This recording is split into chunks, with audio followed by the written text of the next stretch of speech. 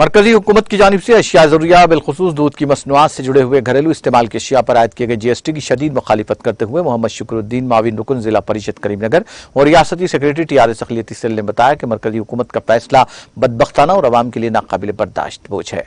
मुल्क के अवाम गुज़िश्ता चंद सालों से संगीन माली बहरान का शिकार होकर कई तरह के माली मसाइल से नबरदाज़मा है। ऐसे हालात में घरेलू अशिया के इस्तेमाल पर टैक्स आयद करना गैर वाजिबी है। उन्होंने जीएसटी के तहत आने वाले अशिया पर नजरसानी करने, आवाम को राहत फराहम करने का मरकजी हुकूमत से पुरजोर मुतालबा किया। नमस्ते, मैं मोहम्मद शुक्रुद्दीन टीआरएस మైనారిటీ సెల్ రాష్ట్ర కార్యదర్శిని, జిల్లా పరిషత్ కోఆప్షన్ మెంబర్ కరీంనగర్ జిల్లా.